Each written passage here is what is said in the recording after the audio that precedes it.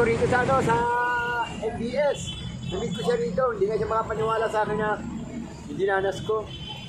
Talagang ganyan ang buhay ng tao. Kita ko lang po siya ngayon mga kamigo kamiga sa nagpalod po kasi ako. Tapos siya daw po si Joseph Jimenez po, yung palaboy po na pulubi. Sabi ni Pugi. Taga saan ka ba? Negros Occidental. Negros Occidental. May pamilyar ka ba? Hindi ko na nakita. Oh? Nagdugay na ako rito. Nadugay na. Isaya man pugpog. Ay, ganun ba? Salamat sa mga taong nakakilala sa akin. Salamat sa Diyos na higit sa lahat. Binabati ko kayo. Oo. O, ito pa rin ako si Tatay Joseph. Buhay na buhay. Habang may buhay, may pag-asa. Tama. Ang Diyos ay laging buhay. Magpakailanman. Siya lang ang aking sinasandalan. Wala nang iba. Siya ang pinakamasarap na sandalan. Totoo po yun. Ng buhay ng tao. Hindi ang material na bagay. Tama. Ang mga material na bagay na nawawala. Pero pag saan niya ka sumandal, kahit saan kanya dalhin. Talagang hindi saan ko ka po ngayon natutulog? Kung saan ako ang buti ng gano'n lang ang Bilib. buhay ko. May mga kapatid ka ba? Wala na. Ay, wala na. Pero may anak ka? Huwag na natin kalkalin yun kasi sakit eh. May asawa ka pala dati. Tama na yun, sapat na yun. Hindi Ang mahalaga, ulit higit sa lahat, salamat sa Diyos dahil may taong katulad mo nagka-interest ka sa akin. Oo. Hindi mo ko pinandirian. Ay, hindi. Nakita kasi Inapproach mo akong tao, di ba? Totoo yan. Simple respect and simple approach, even that nothing. Yeah, tama. Kasi nakita ko kasi nung pagbaba ko lang, kita mabait ka. Kaya tinanong pero ganyan naman ang mga ganyan ang mga approach sa akin dati ng mga ibang vlogger eh. Yung pala, may mga hangarin sila sa akin na yung material na bagay. Pero hindi ko na ako sumusuko. Alam ko makakatagpo pa rin ako ng totoong tao. O sa mga unang vlogger, sana yung perang kinikita nyo sa buhay ko, pakamahalin nyo. Dahil ang buhay ng tao, isa lang. Hindi man kayo magbabayad sa akin, pagdating sa taas, tatanungin kayo kung anong ginawa nyong kabutihan sa baba. Tandaan niya. Halimbawa kung pag may nagpaabot sa'yo ng tulong, halimbawa, saan po kita matatagpuan? Ay, hindi, sa'yo na lang. Pwede, bigyan mo na sa ibang mga palaboy, mas mabuti, di ba? Ay, ganun po ba? Kasi hindi mo naman ako masyayang kung sa mukha na. Sabihin kahit saan ka lang po pala. Oo, wala akong direksyon. Kung saan ako dali ng, kung saan ako ipadpad ng tadhana, doon ako. Dahil tadhana ang nag-aano sa akin, oh. Punta ka sa ganung lugar, doon ako. Masigit ko sa Bulos ang Karayom ang mga pinupuntahan kong lugar, pero hindi ko nakatakot. Hindi pa rin ako ito. Oh, sa mga taong mga nag-vlog sa akin na kumita ng mga limpag. Dito po mga kamigo ka-amiga, si Tatay Joseph Jimenez ay nagkukwento na po siya sa kanyang mga naranasan dito sa Maynila dahil siya po ay taga-probinsya. At ngayon po, wala daw siya mapupuntahan kahit saan na lang po siya naroroon. Maabutan daw siya ng dilim, maabutan ng mga halimbawa yung pag naantok na siya, kahit saan lang daw siya natutulog, pwede daw siyang natutulog sa gilid ng mga bangkita, ganyan, o di kaya sa lalim ng tulay. Ganon po ang kanyang at magalit na galit po siya sa mga nagbablog po sa kanya ng mga unang-una at mga kilalang mga vloggers. At mahirap na po pangalanan. Ngayon po mga kamigo-kamiga, kahit saan na lang po siyang lugar nagpupunta-punta. Pumupunta daw siya ng Montalban, minsan po sa Bulacan. Kahit saan daw po, nilalakad lang daw po niya mga kamigo-kamiga. At pag naabutan daw siya ng gutom, nag-aano po siya sa basurahan, yung nangangaykay daw siya para lang po daw siya may makain. Hirap ng kanyang kalagayan sa ngayon. Naawa ko sa kanya, mga kamigo-kamiga, dahil nagpalod lang po ako dyan po sa Mercury, sa may QC, sa may lapit po sa pinuntahan ko po kahapon.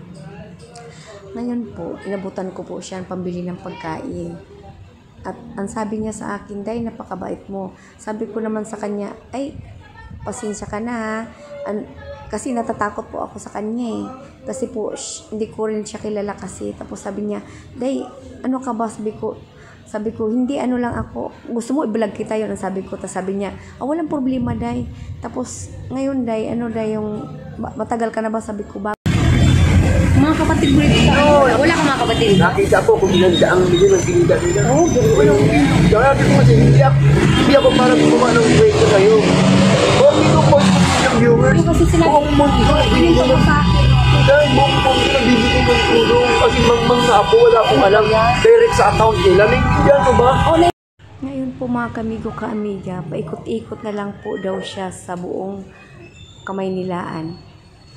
Kung saan po siya maabutan ng gabi, doon po siya makatulog. Hanggang sa ganun pa rin, pagkagising niya, ganun pa rin ginagawa niya. Routine po daw niya na maglakad. Dahil sa kanyang kagutuman.